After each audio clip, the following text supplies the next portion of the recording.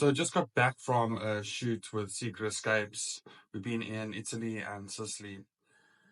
What a cool country. Like whenever I go to Italy, I think this is the third time I've been there now. So I've done more of the north, like Verona and Parma, and then I've done Rome and Amalfi Coast. This time was more further south in Calabria, and then we went over to Sicily, which was just wow. I mean, what a blend of beauty and roughness. It's like a real sense of like a rough diamond, so to speak. And I mean, a rough diamond that you don't even want to polish.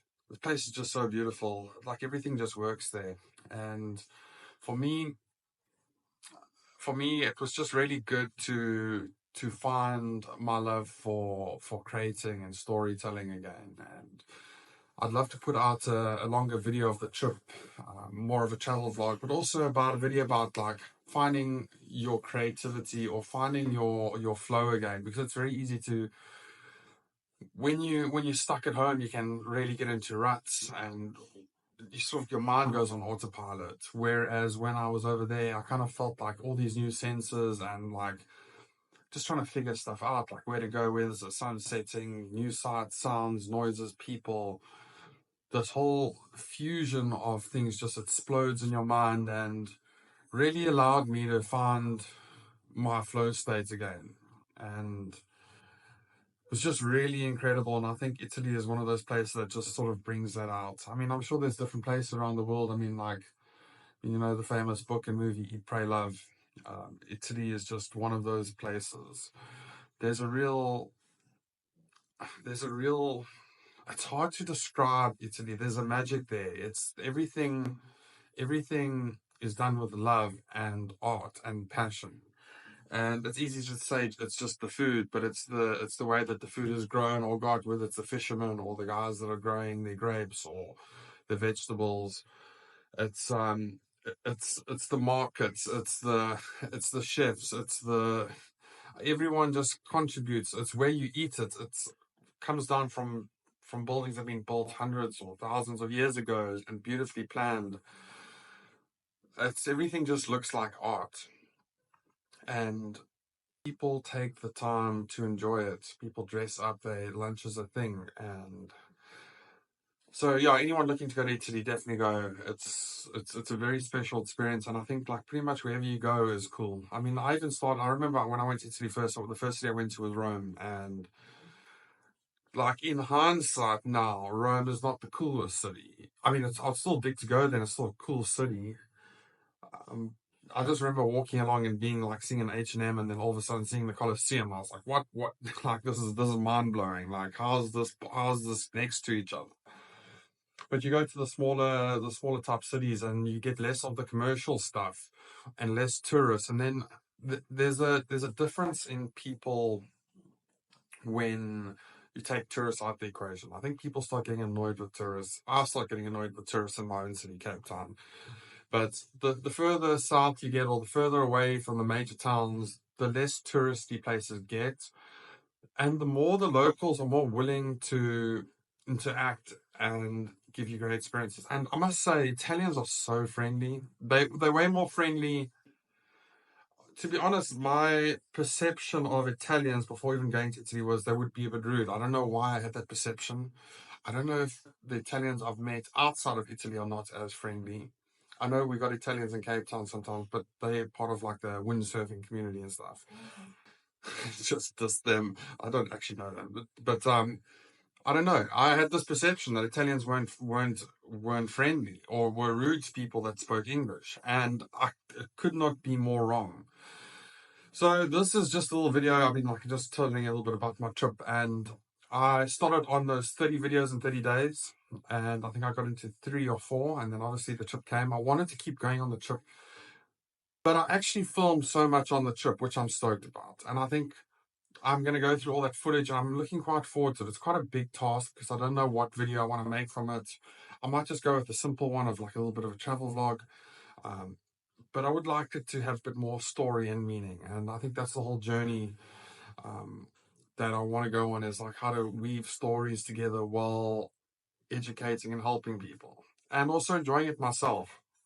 So this is just a little video about just understanding that it was really good to be out of my mind. Like, I sort of felt a little bit stuck with what I wanted to do when I was back here in South Africa, just sitting in this office, which I'm very grateful for. And I'm very grateful for everything I've got here. But it was nice to be out of this mind space. I don't know if that's a word, but it should be mind space. And yeah, I had a conversation with mine today. And she gave me a quote. I don't know if she actually found the exact quote, but it was basically, it's amazing what freedom commitment can give you. Or it's amazing the freedom that comes from commitment. And I've made a few commitments lately, and before those commitments, whether it was this video series or in my personal life, before those commitments, you're almost anxious about what you should be committing to. And there's always a like, should I do this? Shouldn't I do this? And there's a bit of an uneasiness, and you can never actually start doing it. You kind of feel like, okay, let me start going that direction without actually even committing to it, so I can pull the brakes or change direction. But the problem is, in the back of your mind, you always got something going on, like maybe it's the wrong path, maybe it's not the right path. When you actually commit and go all into something, it gives you the freedom to be like, cool, I've now committed to this, and I'm gonna do it because I've committed to it. Therefore, you don't sit second guessing yourself. So that's a little bit of wisdom I have found, and I've found it recently. Like, when I've committed to something, whether or not it's the right thing to commit to, um, call it a boxing match or whatever, like whether it's the right thing to commit to or not, or maybe better options do come up, but there's a peace knowing that this is the one thing that you're going to do. So obviously don't do rash commitments, give it some thought before you do it. But once you actually do commit to it and you know that you will follow through on it, a lot of peace comes from it. And that's something I've learned. I've also just learned that life is short. Like, life is really short. Like, I did some things in Italy.